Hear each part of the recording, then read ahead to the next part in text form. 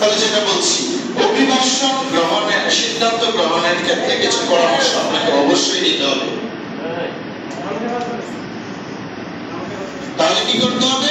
বিদেশে যাওয়ার পূর্বে যে কোনো একটা পেশায় কাজ শিখে প্রশিক্ষণ নিয়ে সার্টিফিকেট অর্জন করতে হবে। কি করতে হবে? সার্টিফিকেট অর্জন করতে হবে। এবং যাওয়ার সময় অবশ্যই ওই কাজের উপরে, যে কাজ আপনি শিখেছেন ওই কাজের উপরে বিদেশে যেতে হবে।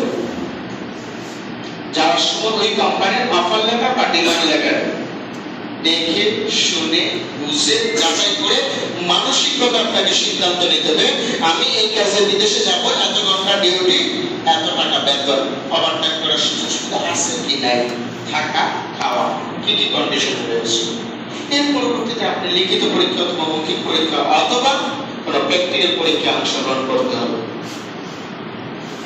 করার পর যখন আপনার হাতে ওয়ার্ক পারমিট চলে আসলো, কি চলে আসলো?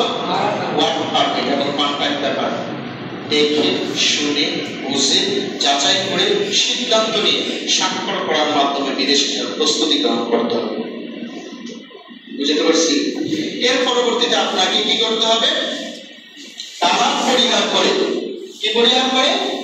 দালাল পরিহার করে সরাসরি রিক্রুটিং এজেন্সির সাথে কথা বলতে হবে বিদেশে যাওয়ার ব্যাপারে।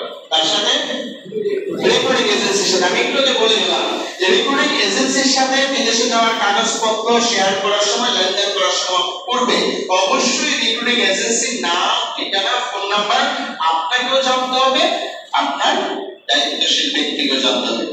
রিক্রুটিং এজেন্সির নাম, ঠিকানা, ফোন নাম্বার এবং লাইসেন্স নাম্বার। বুঝতে পারছি? হ্যাঁ। এর পরবর্তীতে বিদেশে যাওয়ার আগ পর্যন্ত আপনার যে রসিদগুলো সংগ্রহ করে রাখতে হবে। কি করে রাখতে হবে? রসিদ সংগ্রহ করে রাখতে হবে। বিদেশ গমনের সময় একমাত্র সহায় সম্বল বিটা মাটি বিক্রি করা যাবে না।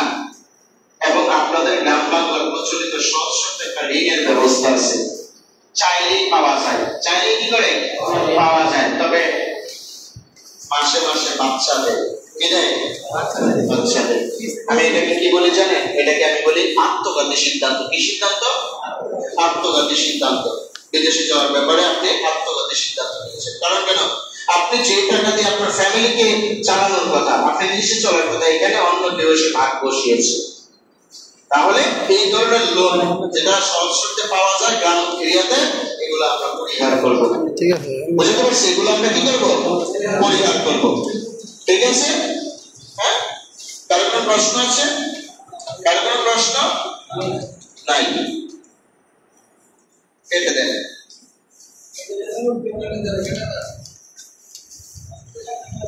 দালাল বা মধ্যস্বত্বভোগীদের